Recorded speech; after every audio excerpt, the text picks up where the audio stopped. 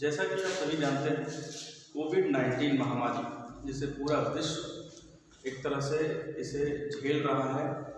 इसमें जो हमारे इंस्टीट्यूट हैं, रहमानिया डिग्री कॉलेज, इनकी तरफ से एक नया इनिशिएटिव तैयार किया गया है, जिससे आप अपने घर पे बैठ कर के सारी शिक्षाएं, जो भी आपके सेमेस्टर वाइज एग्ज़ाम हैं, उनको कैसे प्रिपेयर करें, और साथ ही साथ जो नए आपके सेमेस्टर एग्ज़ाम आने वाले हैं उनके लिए भी कुछ कक्षाएं हम लोग चलाएंगे, जिसमें आपके प्रत्येक सेमेस्टर वाइज जितने भी सब्जेक्ट हैं उनको हम क्रमवार तरीके से देखेंगे और स्टेप बाय स्टेप उनको पढ़ने का प्रयत्न करेंगे।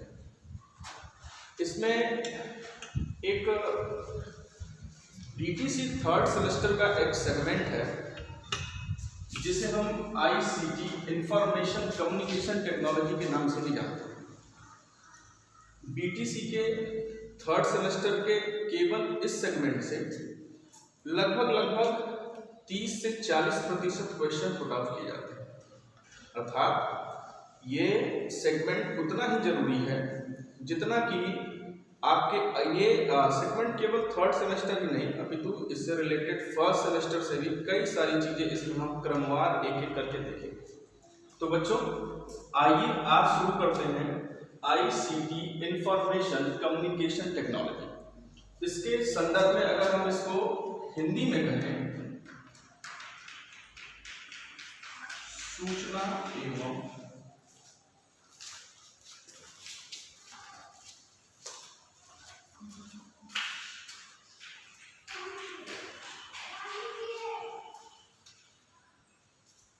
सूचना एवं संप्रेषण तकनीक। बच्चों, सूचना संप्रेषण एवं तकनीक यह शब्द ही केवल पूरा सूचना संप्रेषण और तकनीक 3 सेगमेंट से मिलकर के बना हुआ है। आज पहले तो हम इसे बीटीसी में इसलिए केवल पढ़ते थे कि हम केवल यह जान पाते थे कि शैक्षिक स्तर पे या शैक्षिक स्तर को बढ़ावा देने के लिए, दूरस्थ शिक्षा को बढ़ावा देने के लिए हमें किस प्रकार से आईसीटी का उपयोग करना चाहिए और इसके संवर्धन के लिए हमने लगातार प्रयास किए। लेकिन आज कोविड-19 को देखते हुए यह हमारे लिए अत्यंत ही महत्वपूर्ण बन चुका है। जैसे अगर हम बात करें शैक्षिक संवर्धन की या केवल शैक्षिक संवर्धन की, तो जैसे पहले के ज़माने में क्या होता था कि किसी सूचना को एक स्थान से दूसरे स्थान पर पहुंचाया जाता था। आज भी पहुंचाया जा रहा है। 10 साल, 15 साल, 20 साल, 25 साल पहले भी पहुंचाया जाता था।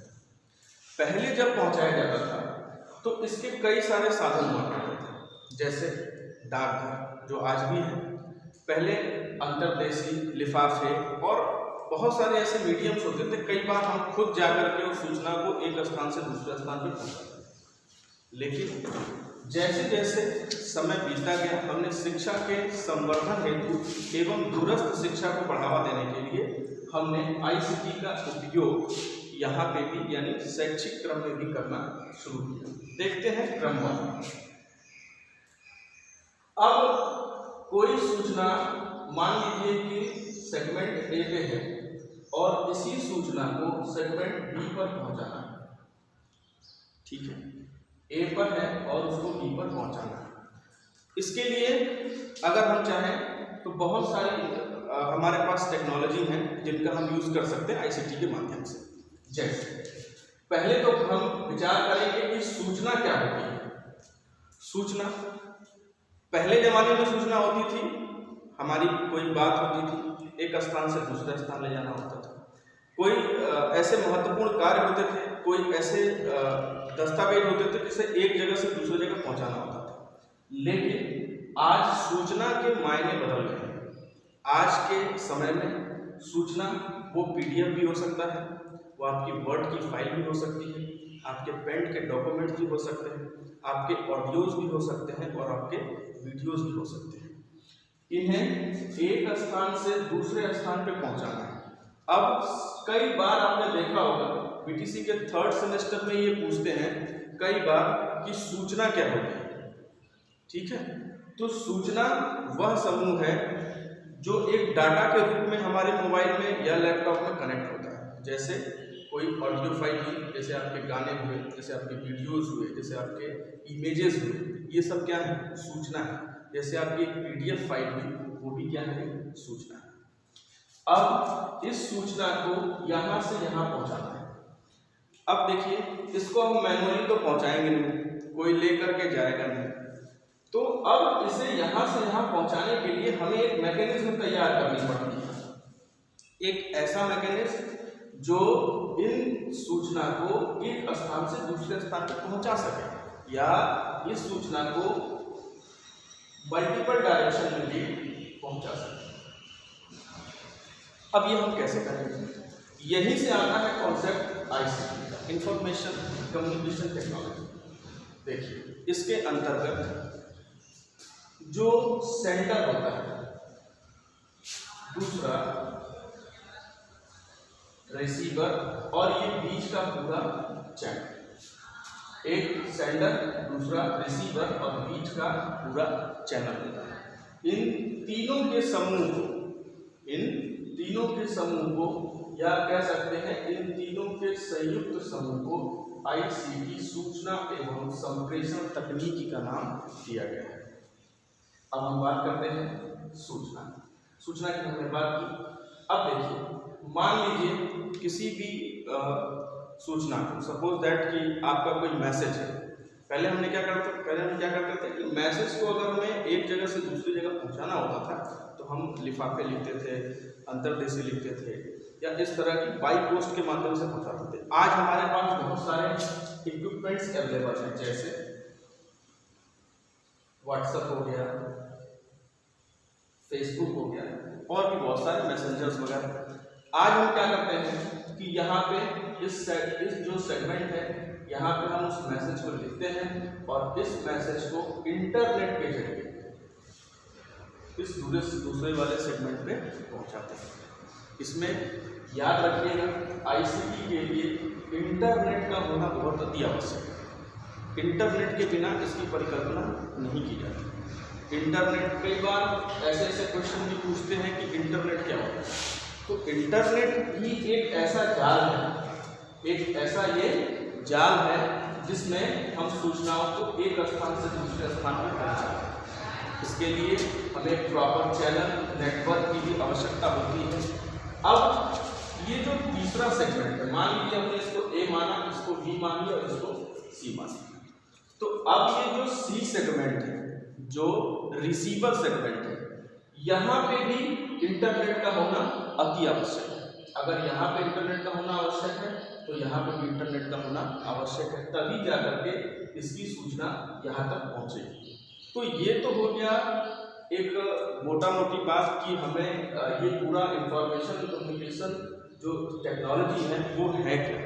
लेकिन बीटीसी के थर्ड सेमेस्टर में इसे हम यूज़ कर रहे हैं, हम इसे पढ़ते हैं। अब इसका मतलब क्या है कि हम बीटीसी के थर्ड सेमेस्टर में इसे क्यों पढ़ते हैं? आखिर शैक्षिक सत्र में या शैक्षिक गुणवत्ता को बढ़ाने के लिए हम इसका यूज कैसे कर सकते हैं? इस पर हम क्रमवार 2-4 बिंदु बात करेंगे, उसे समझने का प्रयास करेंगे। जैसे आजकल आप देख रहे हैं कि सबसे पहला एक जो सेगमेंट इसका होता है वो होता है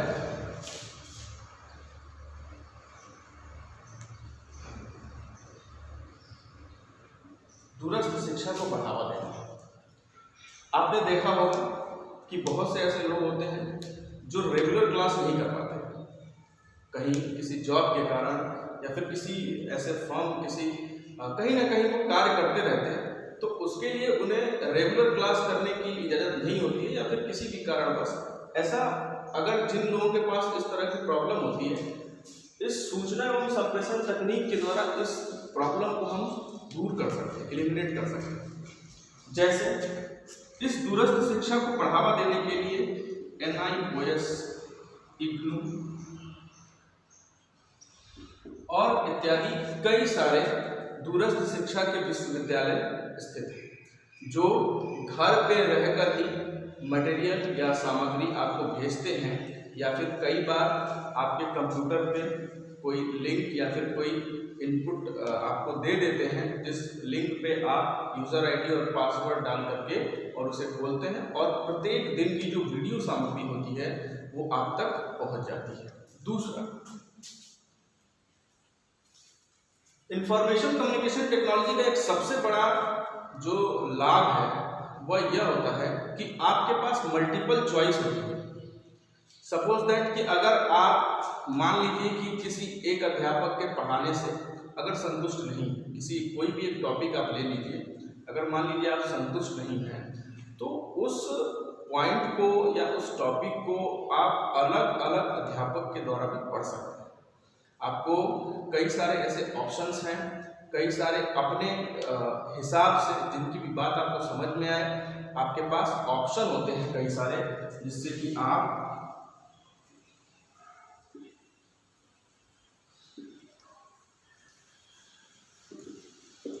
मल्टीपल ऑप्शंस आपके पास अवेलेबल होते हैं। तीसरा, टाइम मैनेजमेंट। टाइम मैनेजमेंट का अर्थ यहाँ पे केवल इतना सा है कि अगर आप अपने दिनचर्या में या किसी कार्य क्षेत्र में अगर व्यस्त हैं, जिससे आप रेगुलर क्लास नहीं आ सकते, तो आप अपने हिसाब से अपना टाइम मैनेजमेंट कर सकते हैं। आपको जहाँ जब भी समय मिले, रात में मिले, दिन में मिले, दोपहर में मिले, आप अपनी सुविधा के अनुसार उस साइट को खोल सकते हैं और उसे घंटे 2 घंटे या जब भी आपका जितना भी मन करे उतना पढ़ सकते हैं, यानी आपकी इच्छा के अनुसार होता है।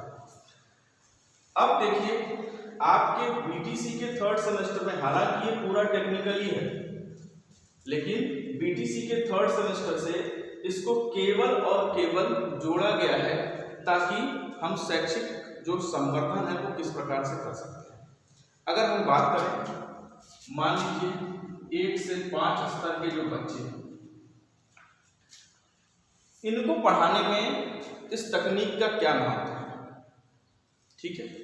अगर 1 से 5 स्तर के जो बच्चे हैं, अगर हम कहें कि यार फिर इनसे क्या, आखिर इनका क्या मतलब है आईसीटी का, देखिए एक बड़ी अच्छी बात है, हम टीएलएम बनाते हैं, टीचिंग लर्निंग मटेरियल। उस टीचिंग लर्निंग मटेरियल को बनाने के लिए इस तकनीक का प्रयोग बहुत ही कारगर साबित हुआ है। हम अपने हिसाब से अपने टॉपिक को लेकर के बहुत सारे, मुझे लगता है कि इंटरनेट पे आपको बहुत सारी ऐसी चीज़ें अवेलेबल हैं जिससे आप विभिन्न तरह के टीएलएम सामग्री बना सकते हैं और उसको रोचक ढंग से, रुचिकर ढंग से बच्चों के सामने प्रस्तुत कर सकते हैं। शैक्षिक संवर्धन को बढ़ाने के लिए इस तकनीकी का उपयोग किया जाता है, लेकिन ऐसा नहीं है कि ये केवल और केवल शैक्षिक के शिक्षण सामग्री में ही इसका हम यूज कर सकते हैं। ये अब जैसे कि इस समय आप देखिए कोविड-19 जिस प्रकार से चल रहा है, जो महामारी इस समय चल रही है, उस महामारी के चलने से आप देखिए कि लगभग सारे गवर्नमेंटल, नॉन गवर्नमेंटल जो सेक्टर है वो पूरी तरह से ऑनलाइन बेस्ड हो गया है, ठीक है। तो इसका उपयोग हम केवल शिक्षा के क्षेत्र में ही नहीं, अन्य भी बहुत सारे क्षेत्र, इसके ब्रॉड क्षेत्र है जहाँ पे हम कर सकते हैं, ठीक है बच्चों। अब मैं आपसे, आप लोग अपने 3rd सेमेस्टर की बुक पढ़िएगा एक बार, और पढ़ने के बाद जो भी उसमें क्वेश्चंस हैं उसे पुट करिएगा, एराइज करिएगा और मुझसे पूछिएगा। मैं आपको अगले लेक्चर में इसके उत्तर देने की कोशिश करूँगा। धन्यवाद।